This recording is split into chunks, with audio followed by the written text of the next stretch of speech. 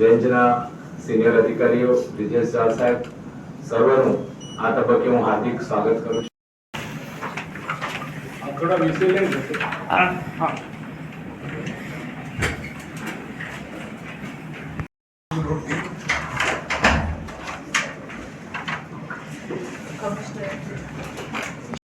આ સાથે આપણી વચ્ચે ઉપસ્થિત છે અમદાવાદ શહેરના પોલીસ કમિશનર શ્રી જ્ઞાનેન્દ્ર મલિક સાહેબ, સીપી વડોદરા નરસિંહા કુમાર સાહેબ.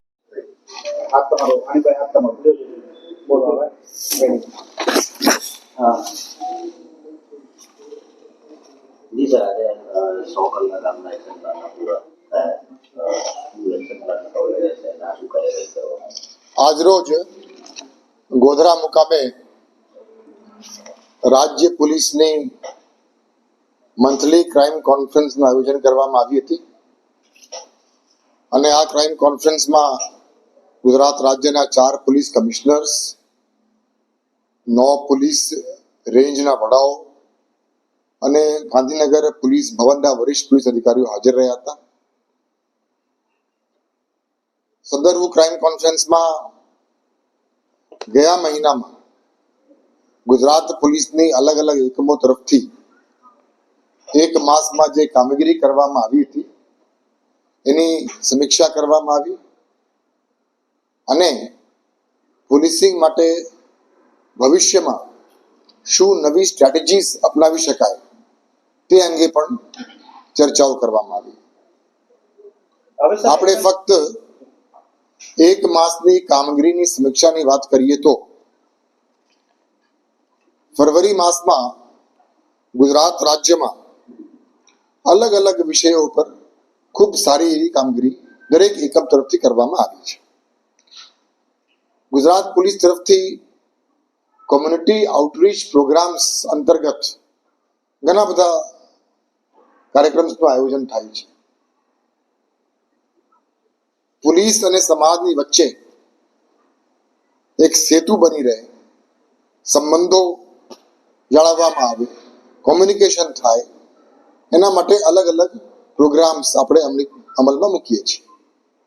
જેમાં કદાચ સૌથી મહત્વપૂર્ણ કોમ્યુનિટી આઉટરીચ પ્રોગ્રામ જે ગુજરાત રાજ્યની છે એ છે તેરા તુજકો અર્પણ.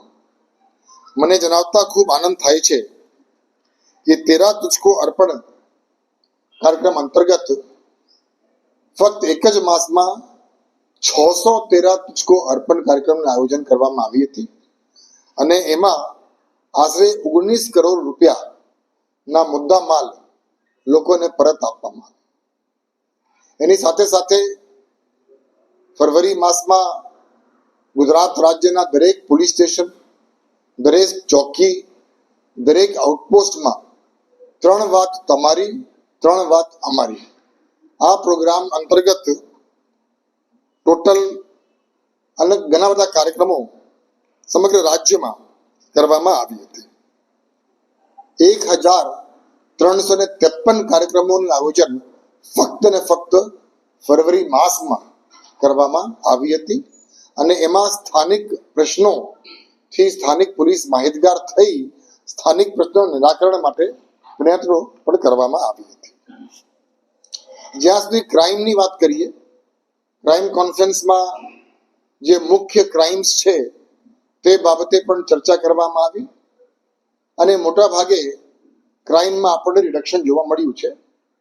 પરંતુ જે હું વારંવાર કહું છું કે ક્રાઇમના જે આંકડો છે એ તો મહત્વપૂર્ણ છે જ, પણ એની સાથે સાથે આ આંકડા ઘટાડવા માટે, ક્રાઇમ પ્રિવેન્ટ કરવા માટે જે વ્યવસ્થાઓ છે એ વ્યવસ્થાઓ કઈ રીતે વધુ સુદૃઢ બનાવીએ તે અંગે પણ આપણે ચર્ચાઓ કરતા હોઈએ છીએ. ગુજરાત રાજ્યના દરેક પોલીસ અધિક્ષક હેડક્વાર્ટરની બહાર નાઇટ હોલ્ટ કરે, રાત્રિ રોકાણ કરે અને લોકોને મળે, પોલીસ સ્ટેશનના અધિકારીઓ કર્મચારીઓને મળે, પોલીસ સ્ટેશનના જે કામગીરી છે એ કામગીરીને કઈ રીતે વધુ અસરકારક બનાવી શકાય તે અંગે માર્ગદર્શન આપે. એના માટે ફક્ત એક જ માસમાં પોલીસ અધિક્ષક તરફથી 150થી વધુ નાઇટ રોકાણ હેડક્વાર્ટરની બહાર વરિષ્ઠ પોલીસ અધિકારીઓ દ્વારા કરવામાં આવી હતી. ગુજરાત રાજ્યમાં અગાઉ બની ગયેલા ગુનાઓમાં જે નાસ્તા ફરતા આરોપીઓ છે એવા ફરવરી માસમાં કુલ 371 નાસ્તા ફરતા આરોપીઓને પકડવામાં આવ્યું, જે પૈકી 236 આરોપીઓ એવા હતા જે 1 વર્ષથી વધુ સમયથી નાસ્તા ફરતા હતા. ફરવરી માસમાં ઘણા બધા એવા પણ આરોપીઓ પકડાયા છે જે 15 વર્ષથી 20 વર્ષથી 25 વર્ષથી નાસ્તા ફરતા હતા, જેને પકડવામાં ગુજરાત પોલીસને સફળતા મળી છે.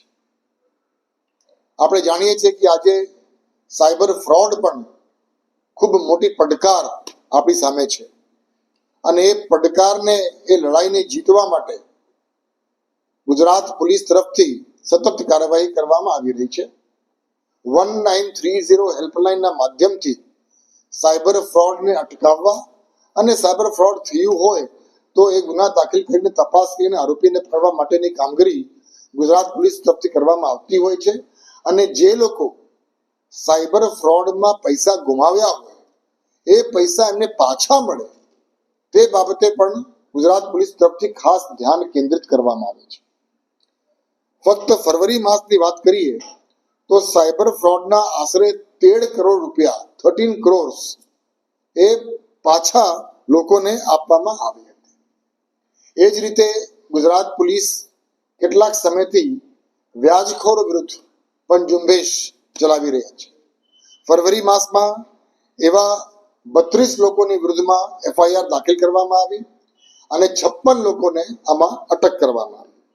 એની સાથે સાથે ગુજરાત પોલીસના અલગ અલગ એકમોમાં લોન મેળાનું પણ આયોજન કરવામાં આવે છે અને આ લોન મેળામાં જે લોકોને લોનની જરૂરિયાત હોય એ લોકો અધિકૃત સ્ત્રોતથી બેંક્સ હોય, એવા પ્રકારની સંસ્થાઓ હોય, એવા અધિકૃત સંસ્થાઓ તરફથી લોન મળે તે માટે પ્રોએક્ટિવ થઈને ગુજરાત પોલીસે કામગીરી કરી છે અને 33 એવા લોન મેળાની આયોજન ફક્ત ફરવરી માસમાં કરવામાં આવી છે.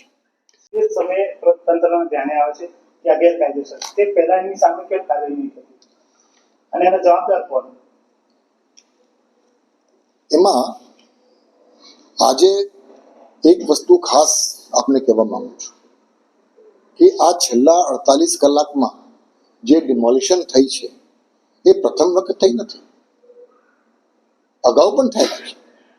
અસામાજિક તત્વો વિરુદ્ધમાં અગાઉ પણ ડિમોલિશન્સ થયેલા છે અને આપ સૌ જાણો છો, દ્વારકામાં થયા, સોમનાથમાં થયા, અંબાજીમાં થયા, અમદાવાદમાં થયા, સુરતમાં થયા. કોઈ નવી વસ્તુ નથી. આજે લોકોના ધ્યાન ઉપર એટલા માટે કેન્દ્રિત થઈ છે કેમ કે ગુજરાત રાજ્યના દરેક એકમ એકી સાથે આ કામગીરી કરવા માટે સૂચના આપવામાં આવી છે.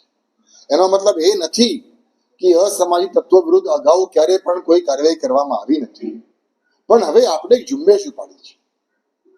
આપણે ઝુંબેશ એ પ્રકારની ઉપાડી છે કે અલગ અલગ સમયે અલગ અલગ એકમોમાં જે કામગીરી થતી હતી આપણે બધા 100 મળીને એક સાથે જ અસામાજિક તત્વો વિરુદ્ધ એક સાથે ઝુંબેશ ઉપાડીને કામગીરી કરી. અને એટલા માટે આજે અમદાવાદ પણ થાય છે, સુરત પણ થાય છે, રાજકોટ પણ થાય, દરેક જગ્યા થાય છે. એટલે એક કડક હાથે પગલાં લેવા માટે એક આપણે નિર્ણય કર્યો છે અને એ નિર્ણય કોઈ એવું નથી કે કોઈ નવી બાબત છે. આજે હું આપને દાખલો આપું, દાખલા તરીકે પાસાના 150 કેસો થયા. આ પાસાના કેસો કોઈ નવી બાબત નથી. પાસાના કેસો, તડીપારના કેસો, અટકાયતી પગલાં એ તો થાય જ છે. રૂટીનમાં પોલીસની કામગીરી છે અને પોલીસ કામગીરી કરતી હોય છે. પરંતુ મોટા ભાગે જ્યારે આ પ્રકારની ઘટનાઓ સામે આવે છે તત્વો આંતર તે જ સમયે ડિમોલિશન થાય, તે જ સમયે ગેરકાયદેસર બાંધકામો બાંધ્યું હોય. એ જ મેં આપને કીધું, તો તંત્ર કેટલું જવાબદાર સાહેબ આમાં? એ જ આપણે મેં કીધું કે આ જે બાંધકામ ગેરકાયદેસર બાંધકામ જે તોડીમાં આવી રહ્યું છે એ કોઈ નવી બાબત નથી. પરંતુ એક વાત ચોક્કસ છે કે જ્યારે આ પ્રકારના ઘટના બને ત્યારે એ ઘટનાને પહોંચી વળવા માટે તંત્રને કોઈ અલગ દૃષ્ટિકોણથી પણ કામગીરી કરવી એ જરૂરી છે. જ્યારે સામાન્ય સંજોગો હોય તો સામાન્ય રીતે લોકો કામ કરતા હોય, જ્યારે સંજોગો સામાન્યથી અલગ થઈ જાય તો કામગીરી પણ અલગ થાય એ ખૂબ જરૂરી પણ છે, આવશ્યક પણ છે, હિતાવત પણ છે અને ઇચ્છનીય પણ છે. સર, બીજી વાત કે વ્યાજખોરો સામે ખૂબ અસરકારક કામગીરી થઈ છે રાજ્યમાં, પણ એમાં એક વાત એવી સામે આવી છે કે વ્યાજખોરોને બચાવવા માટે તેમની ભલામણ માટે ધારાસભ્યોના એ મારા ધ્યાન પર નથી. અને આ વાત સંઘવીએ ખુદ આજે એ મારા ધ્યાન પર નથી. ચલો, થેન્ક યુ વેરી મચ. ચાલો, થેન્ક યુ.